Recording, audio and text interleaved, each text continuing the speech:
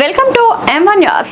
భారత స్వాతంత్ర దినోత్సవ వేడుకల్లో భాగంగా వరంగల్లో ఈ రోజు ఘనంగా తిరంగా ర్యాలీ నిర్వహించారు. దేశభక్తి, జాతీయ సమైక్యతను చాటుతూ పెద్ద సంఖ్యలో ప్రజలు, యువత, బీజేపీ నాయకులు, కార్యకర్తలు ర్యాలీలో పాల్గొన్నారు. చేతుల్లో జాతీయ జెండాలను పట్టుకుని దేశభక్తి నినాదాలతో ర్యాలీని ఉత్సాహంగా కొనసాగించారు. పోచం మైదాన్లోని రాణి రుద్రమాదేవి విగ్రహం వద్ద నుంచి మధ్యాహ్నం ర్యాలీ ప్రారంభమైంది. అక్కడి నుంచి వరంగల్ రైల్వే స్టేషన్ వరకు ర్యాలీ కొనసాగింది. మార్గమంతా జాతీయ జెండాలు రెపరెపలాడుతూ దేశభక్తి నినాదాలతో వాతావరణం సందడిగా మారింది. స్వాతంత్ర సమరయోధులు దేశం కోసం ప్రాణత్యాగం చేసిన మహనీయుల సేవలను స్మరించుకుంటూ ర్యాలీ నిర్వహించారు. భారత్ మాతాకి జై, వందే మాతరం నినాదాలతో పాల్గొన్న వారు దేశభక్తిని చాటారు. స్వాతంత్ర దినోత్సవం సందర్భంగా ప్రతి ఒక్కరిలో దేశభక్తి భావాన్ని పెంపొందించాలనే ఉద్దేశంతో ఈ తిరంగా ర్యాలీ నిర్వహించినట్లు నిర్వాహకులు తెలిపారు.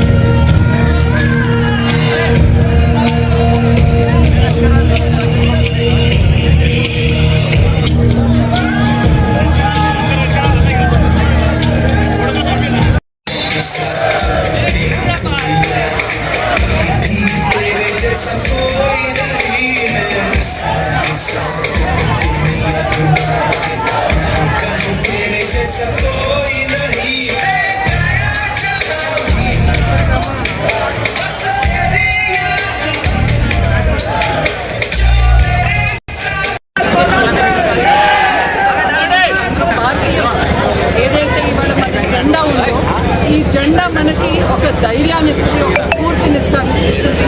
అలాగే మన ఆత్మ గౌరవానికి ఇది ఒక నిదర్శనం.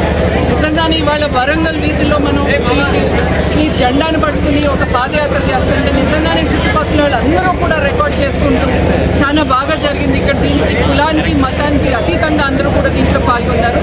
ఇలాంటి ఏదైతే ఇది ఒక పండుగ వాతావరణం ఉందో ఈ ఉత్సవాన్ని నిజంగానే అందరినీ కూడా ఐక్యం చేసి దేశమే ప్రథమం అని చెప్పే విధంగా ఇవాళ ఈ జెండా పండుగను మనం నిర్వహించుకోవడం జరిగింది. ప్రధానమంత్రి గారు ఒక పిలుపునిచ్చారు, ఈ పండుగ జరుపుకోవాలి అని, దేశభక్తిని చాటాలి అని అంటే ఇలాంటి పండుగలు ఎన్నో జరుపుకోవాల్సిన అవసరం. అట్లాగే యువత రేపు వికసిత భారత్ అవ్వాలి అని అంటే యువత పాత్ర ఎంతో ఉంది. మనం ఇప్పటిదాకా భారతదేశం ఇంకా డెవలపింగ్ కంట్రీ అని మాట్లాడుతున్నాం, కానీ వికసిత భారత్ అనేది 2047 కల్లా వాళ్ళు ఇక్కడ మీరు చుట్టూ కెమెరాలు కనుక తిప్పి చూస్తే ఎంతమంది యువతులు పార్టిసిపేట్ చేశారు మీకు అర్థమవుతుంది. రేపు దేశ భవిష్యత్తు వీళ్ళందరి చేతిలో ఉంది. ఈ డెవలప్మెంట్లో వీళ్ళందరూ కూడా పాల్గొనాలని చెప్పి మనం చేసుకుంటూ ఇలాంటి పండుగలు మనం ఎన్నో జరుపుకోవాలి.